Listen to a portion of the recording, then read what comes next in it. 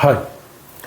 So ముఖ్యమంత్రి CM Revanth రెడ్డితో టాలీవుడ్ పెద్దల సంప్రదింపులు మొదలైనవి. సో దానిలో చూస్తే మాత్రం ఫైనల్గా టాలీవుడ్ వాళ్ళు సంపాదించుకుంది ఏం లేదు, వాళ్ళు పొందింది ఏం లేదు అనిపిస్తుంది. కాకపోతే ఏదో కొంత కన్సర్న్, కొంత మెతకదనం సంపాదించుకున్నారు తప్పితే వాళ్ళ డిమాండ్లు మరి ఏదైతే టికెట్లు రేట్లు పెంచుకోవాలనుకున్నారో, బెనిఫిట్ షోలు వేసుకోవాలన్నారో వాటన్నిటికి కూడా ముఖ్యమంత్రి తిరస్కారమే చూపించారని తెలుస్తూ ఉంది. సో ఆయన మాత్రం అసెంబ్లీలో చెప్పినట్టుగా నేను టికెట్ల రేటు పెంపుదలను యాక్సెప్ట్ చేయను, బెనిఫిట్ షోలకు యాక్సెప్ట్ చేయను అని చెప్పేశారు. సో అది తిరస్కరించడం జరిగింది. అలాగే ఆయన ఇచ్చిన వార్నింగ్లే కనిపిస్తూ ఉన్నాయి. ఎందుకంటే వీళ్ళు ఎక్స్పెక్ట్ చేసింది బెనిఫిట్స్, ఆ రెండు పెద్ద బెనిఫిట్స్ అయితే లేవు.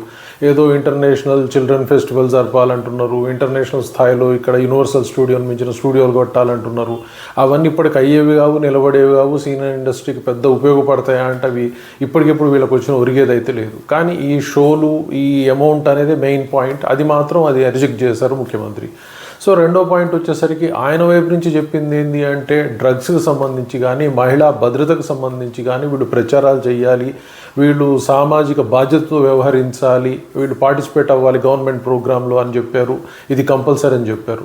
అలాగే వచ్చేసి బౌన్సర్స్ వ్యవస్థను కూడా చాలా తీవ్రంగా ఖండించారు ఆయన. దీనివల్లనే చాలా ప్రాబ్లమ్స్ వస్తున్నాయి కాబట్టి వాళ్ళని కంట్రోల్లో పెట్టుకోండి, లేదంటే కఠిన చర్యలు తీసుకుంటామని చెప్పారు. అలాగే వచ్చేసి టికెట్ల మీద సెస్ విధించండి, ఆ సెస్లో వచ్చిన అమౌంట్ని ఇంటిగ్రేటెడ్ స్కూల్స్కి వాడాలి అని చెప్పేసి మరొక నిబంధన పెట్టారు.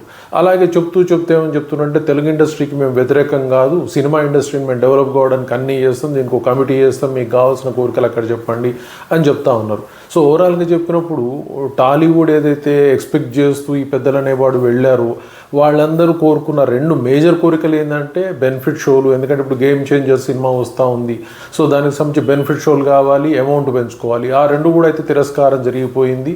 అలాగే వచ్చేసి భద్రత గురించి అవన్నీ మాట్లాడారు. ఓవరాల్గా చూసినప్పుడు ఏమైందంటే ముఖ్యమంత్రి ఆయన ఏం చెప్పదలుచుకున్నారో వీళ్ళకి చెప్పారు.